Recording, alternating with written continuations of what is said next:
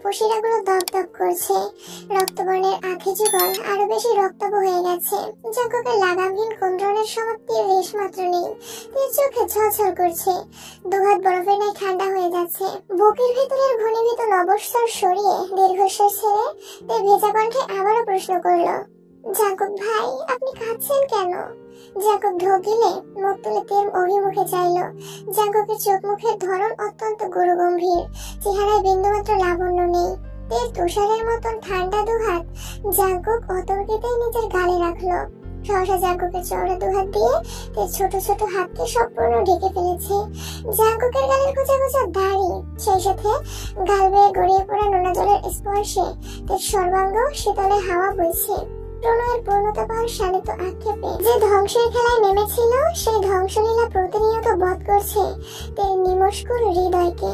মনের গহীনে এক বছরে আত্মগোপনে মনস্থর গতিতে বেড়ে ওঠা অভিমানের ভাবগুলো আজ জাঙ্কুকের নিগড় সংস্পর্শে অনুযোগ লগ্নিতে উঠে পড়ে লেগেছে।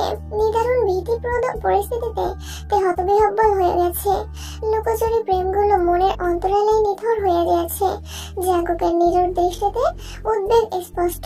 জাঙ্কুক আস্তে করে গলা খাকারে দিয়ে অত্যন্ত নমনীয় কণ্ঠে বলল, অপ্রসন্নতায় ঘেরা জনপদে আমি না চাইতেও বিষণ্ণকরণের কবলে পড়ে গেছি। পুঁথিগত শব্দে তোকে বুঝাতে আজ আমি অক্ষম। প্রয়োজনে সমস্ত বিপর্যয় নীরবতায় সয়ে যাব, তবুও ব্যর্থতা সইতে পারবো না। তাই শান্ত স্বরে নির্দ্বিধায় বলল, আপনাকে ব্যর্থতা সইতে হবে না। আমি সবসময় দোয়া করি যেন আপনি সবকিছুতে সফল হতে পারেন। আমার বিশ্বাস আপনি সফল হবেন ইনশাআল্লাহ। এবার অন্তত থামুন প্লিজ। জাঙ্কুক ভেজা চোখে মুচকি হেসে বলল, তবে যে কাউকে অনেক বেশি সহিংসু হতে হবে। কারো সহিংসতা যদি আপনার সাফল্য অর্জিত হয়, তবে সে অমেয় সহিংসু হবে। জাঙ্কুক তার হাতের উপর থেকে নিজের হাত সরিয়ে মলিন হেসে ঠান্ডা কণ্ঠে বলল, অনেক রাত হয়েছে, ঘুমাতে যান এখন। আর আপনি? একটু পর যাব। তিনি নিজের ওড়নার এক পাশ টেনে আলতোভাবে জাঙ্কুকের চোখ মুখ মুছে দিচ্ছে। জাঙ্কুক চোখ বন্ধ করে তার স্নিগ্ধতা অনুভব করছে। এতক্ষণ কান্নার কারণে বুঝতে না পারলেও এখন তার গায়ের গন্ধ জাঙ্কুক মত্ত হয়ে যাচ্ছে। তাতে মায়াবতীকে ছুতে চাওয়ার উন্মাদনা আঁকড়ে ধরেছে জাঙ্কুককে।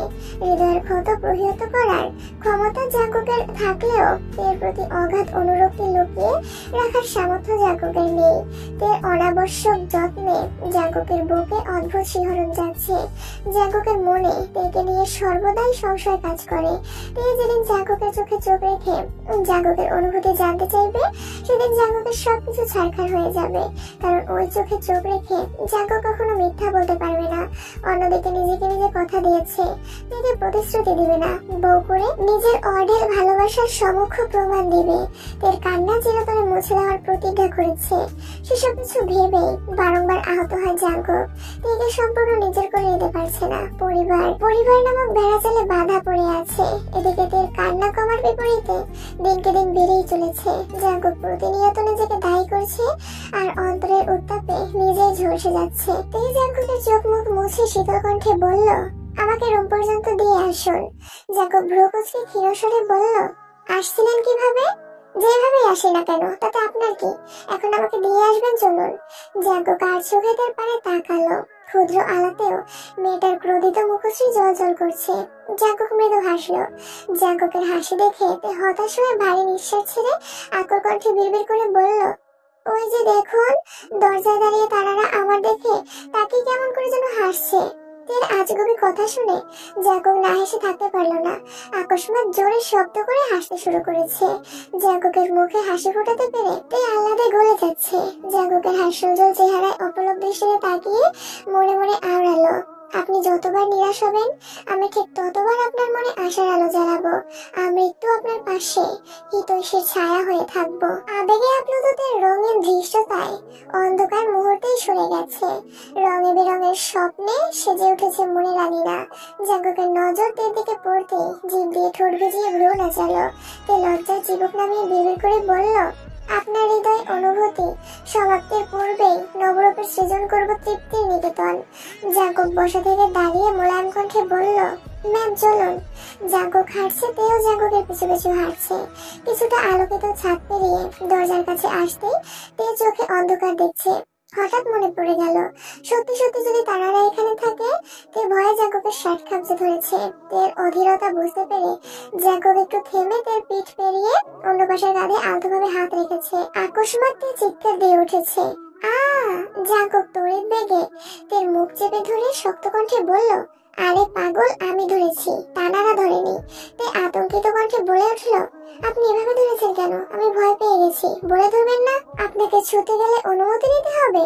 অন্ধকারে ভয় লাগে। জাঙ্কুক কিছুটা সরে গিয়ে শক্ত কণ্ঠে বলল, তোর কাছে ফোন আছে না? ফ্ল্যাশ জ্বালা। No need. কেন? তে দু হাতে জাঙ্কুকের বাহু চেপে ধরে বলল, আপনিই আছেন। জাঙ্কুক নিঃশব্দে হেসে সিঁড়ি দিয়ে নামছে। তে রুমের সামনে আসতে তে শান্ত স্বরে বলল, আপনি কিন্তু এখন আর ছাদে যাবেন না। কেন? আপনি রুমে না থাকলে আমার ভয় লাগে। আমার রুমে আমি থাকার সাথে আপনার ভয় পাওয়া না পাওয়ার কি সম্পর্ক? তে সাফাই দেওয়ার স্বরে বিড়বিড় করে বলল, মনকে সান্ত্বনা দেওয়ার জন্য পাশের রুমে মানুষ থাকা আবশ্যক। আপনার ফাঁকা রুম থাকলে তানারা আমাকে ভয় দেখানোর সুযোগ পেয়ে যাবে। জাঙ্কুক নিঃশব্দে হেসে বলল, এত বছর যে আমার রুম ফাঁকা ছিল, তখন মনকে কিভাবে সান্ত্বনা দিতেন? আপনি এত কথা বলেন কেন? ছাদে যেতে বারণ করেছি, যা মানে যাবেন না। কথাটা বলেই তে ফোঁস করে শ্বাস ছাড়ল। জাঙ্কুক ভ্রু কুঁচকে দু আঙুলে তার নাক আলতোভাবে চেপে মোলায়েম কণ্ঠে বলল, সরাসরি নিষেধাজ্ঞা দিলেই তো হয়, মিথ্যা অজুহাত দেখানোর কি প্রয়োজন? এই সঙ্গে সঙ্গে মাথা নিচু করে ফেলেছে। জাঙ্কুক স্বাভাবিক কণ্ঠে বলল, ঘুমান আপনি, আমিও ঘুমাতে যাচ্ছি। ঘাড় কাত করে সম্মতি দিল। সময় চলছে নিজস্ব গতিতে। আরো একটা ঈদ কেটে গেছে। সৌবিনের কথা মতো এবার সব দায়িত্ব জাঙ্কুক আর সোগা একাই সামলিয়েছে। গত ঈদেতে শুধু জাঙ্কুক সোগাকে পাঞ্জাবি দিলেও এই ঈদে সবার জন্য পাঞ্জাবি ডিজাইন করেছে। আর পাঞ্জাবিগুলো সৌবিন নিজে গিয়ে পছন্দ করে নিয়ে আসছিলেন। পরীক্ষার জন্য আপাতত বিয়ের ব্যাপারে সৌবিন কোনো কথাবার্তা বলছেন না। তাই জাঙ্কুক আর সোগা দুজনেই বেশ নিশ্চিন্ত। বাসার সবাই নিজেদের মতো বেশ শান্তিতে আছেন। বেখুইন মাঝে মাঝে জাঙ্কুকের রুমে গিয়ে জাঙ্কুকে আলাদাভাবে বুঝিয়ে আসেন। জাঙ্কুকের সাথে তার সম্পর্ক আগে থেকে বেশ ভালো হয়েছে। দুজনের মধ্যে ছোটখাটো খুনসুটি সর্বক্ষণ লেগেই থাকে। একে অপরকে ভালোবাসে। দুজন দুজনের ভালোবাসা উপলব্ধি করতে পারে। তবুও মুখ ফুটে কেউ কাউকে ভালোবাসে বলতে পারে না। জাঙ্কুক যেমন নিজের গণ্ডিতে বাঁধা, তেমনই তেও নিজের গণ্ডিতে বন্দী হয়ে আছে। সুহায়নদের ঘটনার পর পর মনে মনে প্রতিজ্ঞা করেছিল, যতদিন পর্যন্ত জাঙ্কুকের প্রণয়ের প্রমাণ পাবে না, ততদিন পর্যন্ত তে জাঙ্কুককে কিছুই বলবে না। ধীরে ধীরে সুহায়নদের সাথে ওদের সম্পর্ক কিছুটা উন্নত হয়েছে। সুগা নিজের কাছে ব্যস্ত হয়ে গেছে, তবে সময় পেলে জাঙ্কুকের গাড়ি নিয়ে ভাই বোনদের সঙ্গে ঘুরতে বেরিয়ে যায়। ফুপিদের বাসার সাথেও যোগাযোগ ভালো হয়েছে। 15 দিন কিংবা মাসে একবার হলেও যাতায়াত হয়। সবার সম্পর্ক ভালো থাকলেও জেনি আর কায়ের সম্পর্ক এখনো টম এন্ড জেরির মতো। একটুর জন্য চোখের আড়াল হতেই জেনি কোনো এক অঘটন ঘটিয়ে ফেলে। তাই প্রথম আম্মুর কথা ভেবে জেনির দুষ্টুমি সহ্য করলেও এখন আর করে না। সুযোগে দুটোর পিছনে লাগে। আজ সকাল থেকেই মুনবিন আর সংকং সুগাকে কল দিচ্ছে। অনেকদিন যাবৎ বন্ধুদের সাথে দেখা হচ্ছে না, তাই সুগা বিকেলের দিকে বন্ধুদের সাথে দেখা করতে বেরিয়েছে। মুনবিন আর সংকং দুজনেই আগে থেকে উপস্থিত। একসঙ্গে ঘোরাঘুরি করে আড্ডা দিচ্ছিল আর চা খাচ্ছিল। সুগা চায়ে চুমুক দিয়ে রাস্তার দিকে তাকাতেই সহসা ভ্রু কুঁচকাল। জিমিন কিছু জিনিসপত্র নিয়ে একা একা হনহন করে যাচ্ছে। সুগা চায়ের কাপ রেখে তড়িঘড়ি করে উঠে বলল, তোরা বস, আমি আসছি। কোথায় যাচ্ছিস? প্রেম করতে। সুগা যেতে যেতে জিমিন অনেকটাই সামনে চলে গেছে। সুগা পেছন থেকে ডাকলো, জিমিন। আচমকা পুরুষালী কণ্ঠে নিজের নাম শুনে জিমিন ফিরে তাকালো। সুগাকে দেখে কিছুটা স্বস্তি পেল। স্বাভাবিক কণ্ঠে বলল, আসসালামু আলাইকুম। ওয়ালাইকুম আসসালাম। পরীক্ষা কেমন হলো? আলহামদুলিল্লাহ ভালো। কোথায় গিয়েছিলে? একটা ফ্রেন্ডের বাসায় গিয়েছিলাম, আর কিছু কেনাকাটা করেছি। ব্যাগটা আমাকে দাও, আমি একে দিয়ে আসছি। না, আমি নিতে পারবো। বিশ্বাস রাখতে পারো, তোমার ব্যাগ নিয়ে পালাবো না আমি। আমি কি একবারও বলেছি আপনি পালাবেন? তাহলে ব্যাগটা দাও। ব্যাগ নিতে গিয়ে জিমিনের হাতে সুগার হাত লাগতেই জিমিন তৎক্ষণাৎ ব্যাগ ছেড়ে হাত সরিয়ে ফেলেছে। সুগার তত্ত্বস্পর্শ অনুভব হতেই জিমিনের বুক কেঁপে উঠেছে।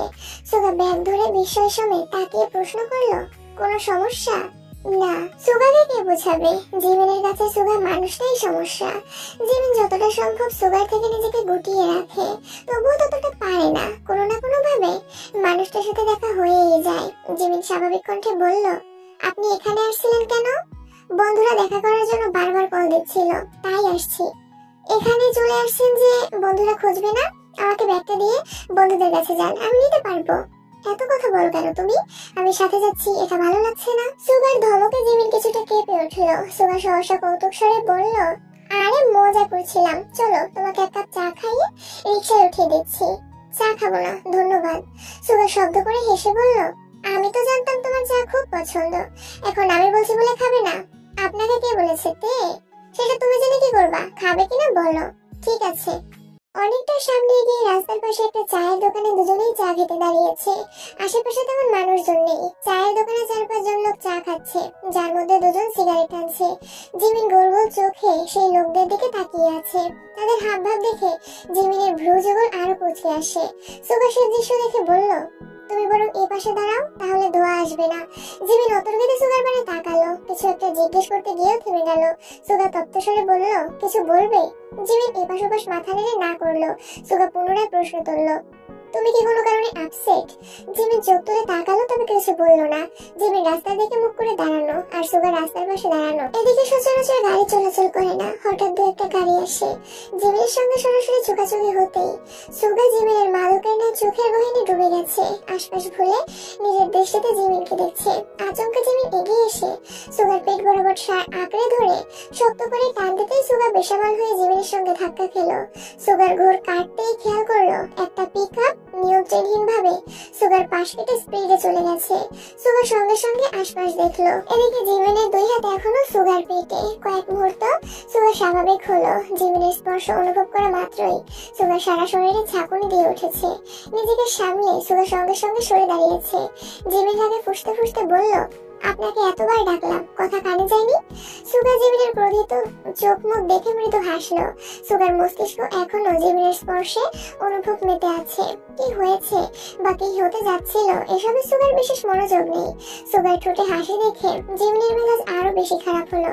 রাগে কটমট করে বলল, আপনি হাসতেছেন? এখন যদি গাড়িটা আপনার উপর দিয়ে যেত তখন কি হতো? জানি না। রাস্তাঘাট এভাবে চলাফেরা করেন? কিভাবে চলাফেরা করি? অসাবধানতায়। ও কি, আপনার কিছু একটা হয়ে গেলে বাসার অবস্থা কি হতো একবার ভেবেছেন? কি হতো? সুগার দুষ্টুমি বুঝতে পেরে জিমিনের রাগে আরো বেশি ফুঁসছে। রাগের কারণে জিমিনের ঠোঁট দুটো স্বাভাবিকের তুলনায় বেশ সরু হয়ে গেছে। গোলাপি লিপস্টিকে সরু ওষ্ঠদয়ে সুগার নজর স্থির হয়ে আছে। জিমিন রাগে একের পর এক কথা বলছে। সুগার অবাক লোচনে শুধু ঠোঁটেই চেয়ে আছে। জিমিন আকস্মাৎ বলে উঠলো, আমি এখনই থেকে কল দিয়ে সব বলবো। এর নাম শুনে সুগার এবার টনক নড়ে উঠলো। তৎক্ষণাৎ বলল, প্লিজ বোনকে কিছু বলো না। আপনি এতটা কেয়ারলেস, এটা তোর জানা দরকার। আমি এখনই কল দিচ্ছি। জিমিন থেকে কল দেওয়ার জন্য নাম্বার বের করতে লাগলো। সুগা জিমিনের হাত থেকে ফোন নিয়ে নিজের পকেটে রেখে গম্ভীর কণ্ঠে বলল, আজ এই কোনো সমস্যা নেই, কিন্তু বোনকে আজকের ঘটনা বলবে না প্লিজ। কেন? সুগা মনে মনে বিড়বিড় করলো, ভাইয়া যদি জানতে পারে আমার জন্য বোনু কান্না করেছে তাহলে সবার রাগ আমার একার উপর ঝাড়বে। ওমা আমি নাই। সুগা ঢোক গিলে উষ্ণ স্বরে বলল, বোনুকে বললে বাসার সবাই জেনে যাবে। বোনু কান্নাকাটি করে নাজেহাল অবস্থা করে ফেলবে। বাসার মানুষের বকাও খেতে হবে। তুইকে খুব ভালোবাসেন তাই না? সুগা কপাল কুঁচকে মৃদু হেসে জবাব দিল, হ্যাঁ খুব ভালোবাসি। সুগা মনে মনে আওড়ালো, বড়ুর বেস্ট ফ্রেন্ডকেও খুব ভালোবাসি। জিমিন ধীর কণ্ঠে বলল, এও আপনাকে অনেক ভালোবাসে। ওর জন্য আর বাসার সবার জন্য হলেও একটু সাবধানে চলাফেরা করবেন। আপনার একটু উদাসীনতায় পুরো পরিবারকে কাটতে হবে, তাই প্লিজ সাবধানে চলাফেরা করবেন। সুগা নিঃস্বার্থ দৃষ্টিতে তাকিয়ে মোলায়েম কণ্ঠে বলল, ইনশাআল্লাহ চেষ্টা করব। চায়ের দোকানের মামা কোথায় চলে গেছিলেন? এতক্ষণে কোথা থেকে এসে জিজ্ঞেস করলেন, মামা আপনাদের কি চা দেবো? একটা আদা চা আর একটা লেবু চা। লেবু চাতে চিনি একটু বেশি দিবেন। জিমিন অবাক চোখে তাকিয়ে প্রশ্ন করলো, আপনি কিভাবে জানেন আমি লেবু চা খাই আর চিনি বেশি খাই? সুগা আর চোখে আকাশের পানে তাকিয়ে আকস্মাৎ বলে উঠলো, ঠিকই তো, আমি কিভাবে জানি? প্রশ্নটা আমি আপনাকে করেছি, উত্তর ভাবতে সময় নেবে তো নাকি? থাক, আপনার আর উত্তর দিতে হবে না। বাঁচা গেল। জিমিন সূক্ষ্ম নিদ্রায় তাকালো, ততক্ষণে সুগা চা আনতে চলে গেছে। চা খেতে খেতে জিমিন বেশ কয়েকবার সুগার দিকে তাকিয়েছে। সুগা সেটা বুঝতে পেরে আগে থেকে সাবধান হয়ে গেছে। চা খাওয়া শেষে চায়ের বিল দিয়ে কিছুটা সামনে গিয়ে জিমিনকে একটা রিক্সায় উঠিয়ে দিল। যাওয়ার আগে পকেট থেকে জিমিনের ফোনটা বের করে দিতে দিতে আবারও বলল, প্লিজ বোনকে কিছু বলো না। সুগা আবারও সংকংদের কাছে গেল। টিম বাড়িতে আস্তে আর জেনি হই হুল্লোড়ে মেতেছে। গতকালই তেদের প্রথম বর্ষের ফাইনাল পরীক্ষা শেষ হয়েছে, প্র্যাকটিক্যাল এখনো বাকি। তবে প্র্যাকটিক্যাল নিয়ে তেমন কোনো টেনশন নেই, কারণ লি জাংসুক আর সোহায়ন দুজনে তে আর জিমিনের প্র্যাকটিক্যালের সম্পূর্ণ দায়িত্ব নিয়েছে। যদিও দায়িত্ব তার জাঙ্কুকের থেকে মাফ পাওয়ার জন্যই নিয়েছে, তে জিমিন সেসব কিছু জানে না। পরীক্ষা শেষ হওয়ার খুশিতে তে আজ রাতের বেলা বাসার মানুষদের রান্না করে খাওয়াবে। রান্না ভালো হলে পরবর্তীতে অন্য একদিন ফকিদের দাওয়াত দিয়ে খাওয়াবে। বিকেলের দিকে তে জাঙ্কুকের নম্বরে কল দিল। জাঙ্কুক কল রিসিভ করে মুলায়ম কণ্ঠে বলল, বলুন। আপনি আমাকে সবসময় আপনি বলে সম্বোধন করেন কেন? ভালো লাগে তাই। সেসব বাদ দেন, রাতে কি খাবেন বলুন। তের কথা শুনে জাঙ্কুক নিঃশব্দে হেসে জিহবের দিকে তাকালো। জিহব আস্তে করে বলল, কি হয়েছে? জাঙ্কুক ফোনটা একটু দূরে সরিয়ে বিড়বিড় করে বলল, নিজেকে আজ বিবাহিত মনে হচ্ছে। পুনরায় ফোন কানে ধরে বলল, যা রান্না হবে তাই খাবো, আপনি যা বলবেন তাই করব। আপনি রান্না করবেন? জি স্যার। রান্না করার কোনো প্রয়োজন নেই, আমি বাসায় আসার সময় সবার জন্য খাবার নিয়ে আসব, আপনি সবাইকে দিয়ে দিয়েন। না, আমি রান্না করব। শরীরে যদি আবার তেল পড়ে? কিছু হবে না, আপনি শুধু বলুন কি খাবেন। পোলাও। আচ্ছা ঠিক আছে, সাবধানে আসবেন। আল্লাহ হাফেজ। আল্লাহ হাফেজ। কল কাটতেই জিহব বলল, আমি একটা বিষয় সবসময় খেয়াল করি, তুই তেকে রান্না করতে দিতেই চাস না। সমস্যা কি তোর? তোর বউ কালো হয়ে যাবে এই ভয়ে রান্নাঘরে ঢুকতে দিস না। জাঙ্কুক গরুভারী কণ্ঠে বলল, ও আমার মানে সম্পূর্ণ আমার। ফর্সা হলেও আমার, কালো হলেও আমারই থাকবে। ও সবেতেই আমার, কিন্তু সমস্যা হচ্ছে বাসার মানুষ। বিয়ে দেওয়ার ভয়ে আমি আগে থেকে ওকে রান্না করতে দিতাম না, অথচ চাচু সেই বিয়ে দিতে উঠে পড়ে লেগেছে। এখন একটু শান্ত আছে ঠিকই, তবে যদি একবার রান্না বান্না শিখে ফেলে তাহলে আর ওনাকে আটকানো যাবে না। জিহব ঠাট্টার স্বরে বলে, ভালোই হবে, তের বিয়েতে জাঙ্কুক দেওয়ানা বাবুর বাবা হতে গিয়ে মামা হয়ে যাবে। জাঙ্কুক অমনি দৃষ্টিতে তাকিয়ে রাগান্বিত কণ্ঠে বলল, নিজের মুখটা বন্ধ রাখ শালা, নয়তো তোর মাথা ফাটিয়ে আমি চলে যাব থানায়। আমি কি তোর শালা? তুই শালা না হলেও তোর কর্মকাণ্ড শালার মতোই। ভুলেও যদি উল্টাপাল্টা কথা বলবি তাহলে তোর খবর আছে। আমি ভাবছি তের বিয়েতে। জাঙ্কুক কপাল কুঁচকে রক্তাভ চোখে তাকাতে জিহব থতমত খেয়ে বলল, তোর আর তের বিয়ের কথাই বলছি আমি। কিচ্ছু বলতে হবে না, আমি বাসায় চলে যাচ্ছি, তুই সামলে নিস। আচ্ছা। জাঙ্কুক মাগরিবের নামাজের কিছুক্ষণ পর বাসায় আসছে। রান্নাঘরে তে আর জেনি রান্না করছে। বাড়ির তিন করতে সোফায় বসে চা খাচ্ছেন আর গল্প করছেন। জাঙ্কুক বাসায় ঢুকে দৃশ্য দেখে ভ্রু কুচকালো। কিছু বলতে গিয়েও বলল না। নিজের রুমে গিয়ে ফ্রেশ হয়ে কিছুক্ষণ পর নিচে আসছে। জাঙ্কুককে দেখেই জিন বললেন, কি রে জাঙ্কুক, কফি করে দিব? না, তোমরা গল্প করো, আমি করছি। তুই রান্নাঘরে যাবি কেন? রান্নাঘরে যাওয়া কি বারণ? আমাদের জন্য বারণ। তে ফোন দিয়ে রান্না করতে গেছে, আমাদের আশেপাশে ভিড়তেও নিষেধ করেছে। দেখ তোকে অনুমতি দেয় কিনা। জাঙ্কুক রান্নাঘরের কাছে যেতেই তে চেঁচিয়ে উঠল, আপনি রান্নাঘরে আসবেন না। কেন? আপনার কি লাগবে বলুন, আজ রান্নাঘরের দায়িত্ব শুধুই আমার, আর তোকে দেখে রাখার দায়িত্ব আমার। জাঙ্কুকের কথা শুনে তের থেকেও বেশি জেনি লজ্জা পেয়েছে। দুজন প্রেমিক প্রেমিকার মাঝে তৃতীয় পক্ষ হিসেবে থাকতে চায় না সে, তাই মাথা নিচু করে চুপচাপ বেরিয়ে যাচ্ছে। জাঙ্কুক রাগে সরে বলল, তুই কোথায় যাচ্ছিস? রেস্ট নিয়ে আসছি। জাঙ্কুক গ্যাসে গরম পানি বসিয়ে রান্নাগুলো চেক করতে লাগলো। পোলাও ডিম ভুনা ছাড়াও আরো 2-3 আইটেম অলরেডি করে ফেলেছে। রান্নাঘরের এক পাশে রান্নার ভিডিও চলছে। জাঙ্কুক সবগুলো একটু একটু করে টেস্ট করেছে, আদৌ খাওয়ার যোগ্য হয়েছে কিনা বোঝার জন্য। তেকে রান্না করতে দিতে চায় না ঠিকই, কিন্তু রান্না করার পর সেই রান্নাকে মুখে তুলতে না পারলে এটাও জাঙ্কুকের জন্য অপমানজনক বিষয়। সবগুলো চেক করে জাঙ্কুক টুকটাক বলে দিচ্ছে। পরিশেষে পোলাও মুখে দিয়ে জাঙ্কুক থ হয়ে গেছে। তেও আহম্মকের মতো জাঙ্কুককে দেখছে। জাঙ্কুক কোন রকমে গিলে ধীর কণ্ঠে শুধালো, লবণ দিসনি? না। কেন? রেসিপিতে লবণ দেয়নি তারা? দিয়েছিল। তাহলে তুই দিসনি কেন? তে উত্তর না দিয়ে উল্টো প্রশ্ন করলো, ভাতে কেউ লবণ দেয়? তের কথা শুনে জাঙ্কুক বেকুব বনে গেল। এমন সময় কিম নামজুন আর কিম সোবিন বাসায় আসছেন। জাঙ্কুক তাড়াতাড়ি কফি করে রান্নাঘর থেকে বেরিয়ে এসে জিনকে ইশারায় রান্নাঘরে যেতে বলল। জিন গেলেও তের জেদের কারণে তিনি বিশেষ কোনো সাহায্য করতে পারেননি। ঘন্টাখানেক পর সবাই খাবার টেবিলে বসেছে। তে আজ নিজের হাতে সবাইকে খেতে দিচ্ছে। জিন দাঁড়িয়ে দাঁড়িয়ে বলে দিচ্ছেন কোনটাতে লবণ কম হয়েছে, কোনটাতে বেশি হয়েছে। জাঙ্কুক আর সুগা মিটিমিটি হাসছে। সোবিনের নজরে পড়তেই ফুস করে উঠলেন, এত হাসাহাসি করো না, তোমরা যাও এতগুলো আইটেম রান্না করে নিয়ে আসো, তারপর দেখি কেমন হয়। সুগা ঠোঁট বেঁকিয়ে বলল, আমরা সেজন্য হাসছি না, আপনি যে এই অবস্থায় বনুকে বিয়ে দেওয়ার কথা ভাবেন তার জন্য হাসছি। সোবিন গরুভারী কণ্ঠে বলে উঠলেন, এমন বাড়িতে মেয়ে বিয়ে দিব? যেখানে আমার মেয়েকে রাধুনী নয় রাজরানী হয়ে থাকবে। সুগা মাথা নিচু করে মনে মনে আওড়ালো, আর সেটাই এই কিম বাড়ি। এখানেই আমার বোন রাজরানী হয়ে থাকবে, অথচ আপনি বুঝতেই পারছেন না। রাত 10টার পরে তে আবার রান্না করতে গেছে।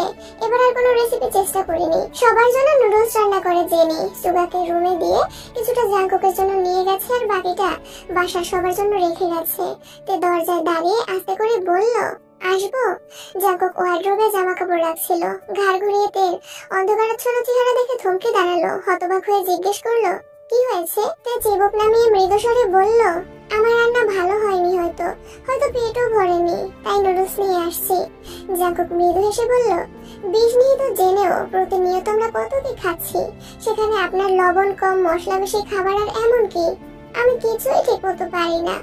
ম্যাম, আপনাকে আগেও বলেছি, আজ আবারও বলছি, রান্নার বিষয় নিয়ে ভুলেও মন খারাপ করবেন না। পৃথিবীতে কেউই পারফেক্ট হয় না। মেনে নেয়া আর মানিয়ে নেওয়ার মধ্য দিয়েই সারা জীবন কাটাতে হয়। মুখ ফুলিয়ে জাঙ্কুকের দিকে তাকিয়ে আছে।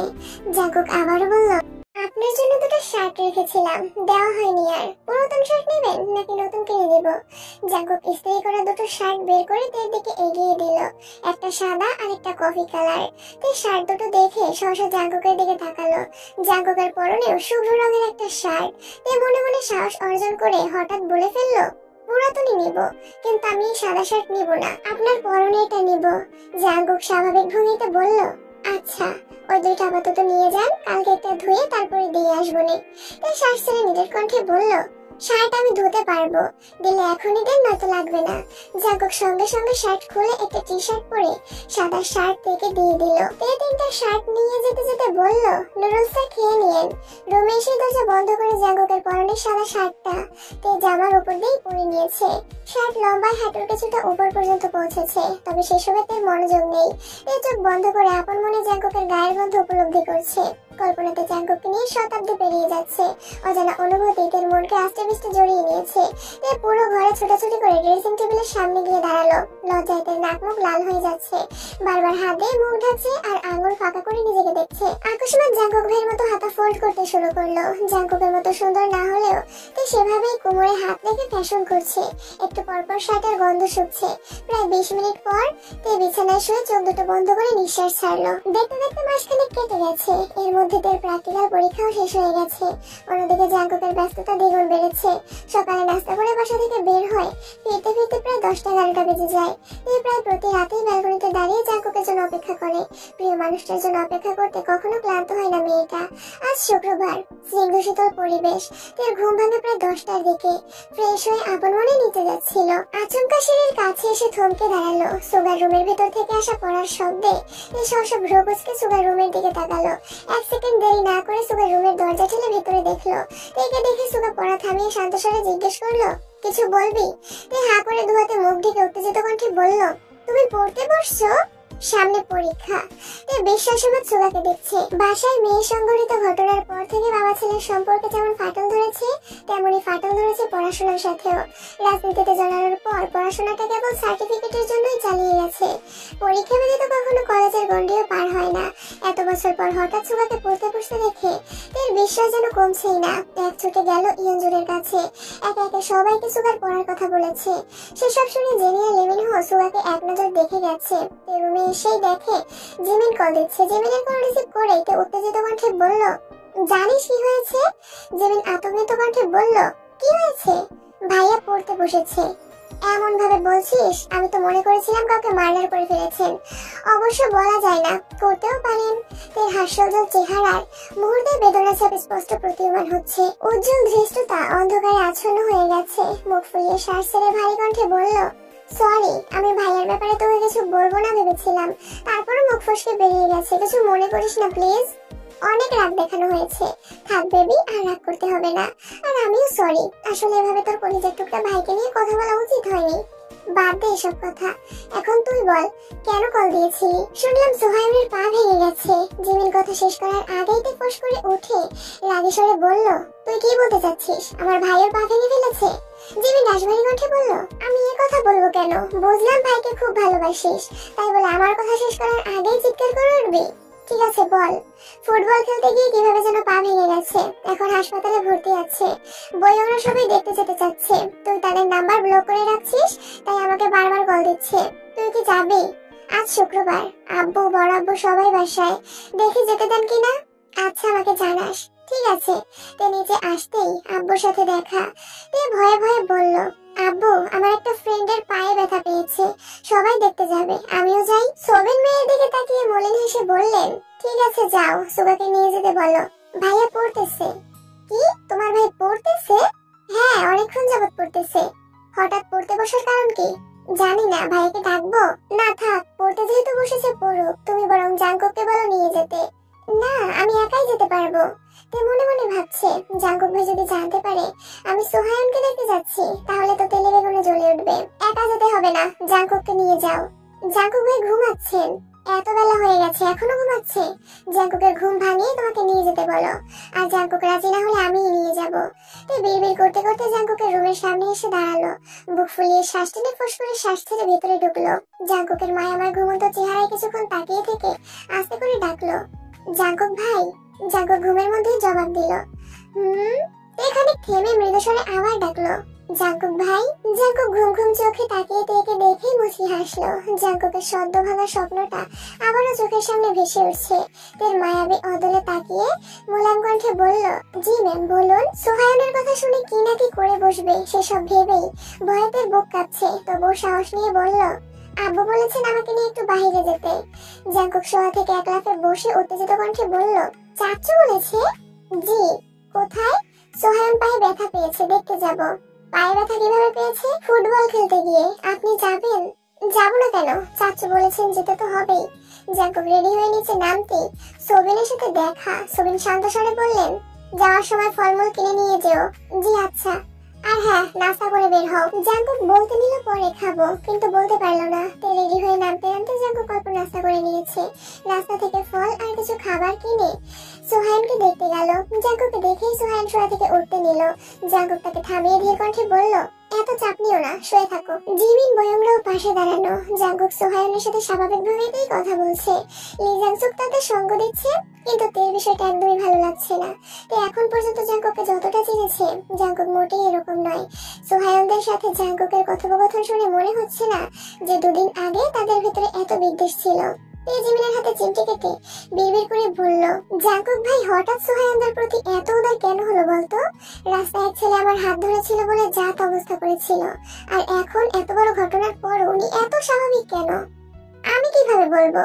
জাঙ্কুক ভাই কি আমার নাকি তোর? জাঙ্কুক কিছুক্ষণ কথা বলে বেরিয়ে গেছে। তেরা বেশ কিছু সময় কথাবার্তা বলল। এর মধ্যে সোহায়নদের বাড়ি থেকে মানুষ আসছে। এই অবস্থায় হোস্টেলে থাকতে কষ্ট হয়ে যাবে, তাই কিছুদিনের জন্য ওকে বাড়িতে নিয়ে যাবে। সোহায়নকে বিদায় দিয়ে তে জিমিন বিভিন্ন বিষয়ে কতক্ষণ আলোচনা করলো। জাঙ্কুককে কল দেওয়ার কিছুক্ষণের মধ্যেই জাঙ্কুক চলে আসছে। তাই স্বাভাবিক কণ্ঠে জিজ্ঞেস করলো, কোথায় গিয়েছিলেন? একটু কাজ ছিল। একটা কথা বলবো? আপনাদের তো পরিবর্তনের কারণ কি? জাঙ্কুক ভ্রু গুটিয়ে ধীর কণ্ঠে শুধালো, কিসের পরিবর্তন? আপনি তো আগে এমন ছিলেন না, তাহলে এখন এমন কেন হয়ে যাচ্ছেন? আপনার ভালোর জন্য। আমার ভালো মানে? জাঙ্কুক বাইক স্টার্ট দিতে দিতে বলল, সময় হলে বুঝবেন। এই শঙ্কায় আর কিছুই বলতে পারলো না। চুপচাপ দুজনেই বাসায় ফিরেছে। 3 দিন কেটে গেছে। সুগা গতকালই বন্ধুদের সাথে ট্যুরে গেছে, ফিরতে আরো 1-2 দিন লাগবে। আজ জেনের স্কুলে প্রোগ্রাম, তাই সকাল থেকে এর কাছে বায়না ধরেছে প্রোগ্রামে তের ফোনটা নেওয়ার জন্য। তেও তেমন আপত্তি করেনি, জেনিকে ফোন দিয়ে দিয়েছে। বিকেলের দিকে তে ঘুমিয়েছিল। হঠাৎ ইয়নজুন আর রোয়া এসে ডাকতে শুরু করেছেন। তে ঘুমের মধ্যে কোনো রকমে বলল, ডাকছো কেন আম্মু? তোকে দেখতে মানুষ আসছে, তাড়াতাড়ি ওঠ। সেকেন্ডের মধ্যেই তের ঘুম উধাও। তড়িৎ বেগে উঠে বসে চেঁচিয়ে উঠলো, কি? আস্তে কথা বলো, নিচে লোকজন বসে আছে। তে অবিশ্বাস্য চোখে তাকিয়ে আবারও চেঁচালো, আমি কোথাও যাব না। তে আশেপাশে ফোন খুঁজতে নিলে হঠাৎ মনে পড়েছে জেনির ফোন নিয়ে যাওয়ার কথা। হুট করে ঘটা ঘটনাগুলো তার মস্তিষ্ক অকজ করে তুলছে। কি করবে তা দিশা পাচ্ছে না। আজ বাসায় সুগা জেনি কেউ নেই। কে বাঁচাবে তেকে? কিভাবে যাবে পাত্রপক্ষের সামনে? জাঙ্কুক ব্যতীত কাউকেই পাত্র হিসেবে দেখতেই চায় না তে। যেভাবেই হোক জাঙ্কুক ভাইকে জানাতে হবে। তে হুট করে বিছানা থেকে নেমেই দরজার দিকে ছুটলো। আম্মু বা কাকিয়া কারোর নাম্বার থেকে কল দিয়ে হলেও জাঙ্কুককে জানাতে হবে। দরজা পর্যন্ত যেতেই সোবিনকে দাঁড়ানো দেখে আতঙ্কিতের পা জোকর থেমে গেছে। ইয়ঞ্জন আর রোয়া দুজনেই হতবাক হয়ে চেয়ে আছেন। সোবিন গম্ভীর কণ্ঠে বললেন, চুপচাপ রেডি হয়ে আসো, ওনারা তোমার জন্য সারাদিন বসে থাকবেন না। সোবিন আবারও নিচে চলে গেছেন। দেখে দেখতে ছেলে, ছেলের বাবা আর ছেলের মা আসছে। ছেলে প্রাইভেট বিশ্ববিদ্যালয়ের শিক্ষক, দেখতে শুনতে খুবই ভালো। সোবিনের পরিচিত একজনই এই সম্বন্ধের কথা বলেছেন। বাবা মায়ের একমাত্র ছেলে, উত্তরাতে নিজস্ব বাসা আছে, এলাকায় বেশ নামডাকও আছে। ওনাদের একটাই ইচ্ছে, মেয়েকে হতে হবে সুন্দরী, যাতে ছেলের সঙ্গে মানায়। বাড়িতে কোনো কাজ করতে হবে না, যখন যা ইচ্ছা করতে পারবে। এসব শুনেই সোবিন মোটামুটি রাজি হয়ে গেছেন। সোবিন একাই ছেলের বাড়িতে গিয়ে ছেলে দেখে আবার তাদের নিজের সাথে করে বাসায় নিয়ে আসছেন। সোবিন ছেলের বাসায় থাকতেই কিম নামজনকে কল দিয়ে বাসায় আসতে বলেছেন। জিন আর বাড়ির হেল্পিং হ্যান্ডরা মিলে তাদের জন্য নাস্তা রেডি করছেন। উপরে ইয়ঞ্জন আর রোয়া থেকে শাড়ি পরার জন্য জোরাজোরি করছেন। শাড়ি ছুঁড়ে ফেলে চিৎকার করে বলছে, তোমরা আমার সাথে এমন কেন করছো? তোমরা কি চাও আমি মরে যাই? আজে বাজে কথা একদম বলবি না। ছেলে দেখার বিষয়ে আমি কিচ্ছুই জানি না। তোরা বহুত করে তাদের নিয়ে বাসায় হাজির হয়েছেন। এখন তুই রেডি না হলে বাড়িতে তোর কালাম কাণ্ড শুরু হয়ে যাবে। মানে আমার কথা মান একটু। আমি বিয়ে করবো না আম্মু। রোয়া তেজ চোখ মুছে শীতল কণ্ঠে বললেন, ছেলে পছন্দ না হলে তোকে বিয়ে করতে হবে না। তুই শুধু রেডি হয়ে নিচে যাবি আর আসবি, ঠিক আছে? আব্বুর দেখানো কোনো ছেলেকেই আমার পছন্দ হবে না, আমি বিয়ে করব না। সোবিন নিচ থেকে উচ্চস্বরে ডাকলেন, কি হলো? তোমাদের আর কতক্ষণ লাগবে? ইয়ঞ্জন আর রোয়া দুজনে তের চোখ মুখ মুছে তেকে সাজাতে শুরু করেছেন। তের দু চোখ বেয়ে অনর্গল পানি পড়ছে। বাকরুদ্ধ হয়ে দাঁড়িয়ে আছে তে। জাঙ্কুকই তের জীবনের একমাত্র স্বপ্ন পুরুষ। জাঙ্কুক ব্যতীত এই 1.5 বছরে কাউকে নিয়ে এক সেকেন্ডের জন্য ভাবেনি। অথচ আজ সবকিছু তছনছ হয়ে যাচ্ছে। কিছুক্ষণের মধ্যেই তেকে এক কঠিন পরিস্থিতি মোকাবিলা করতে হবে।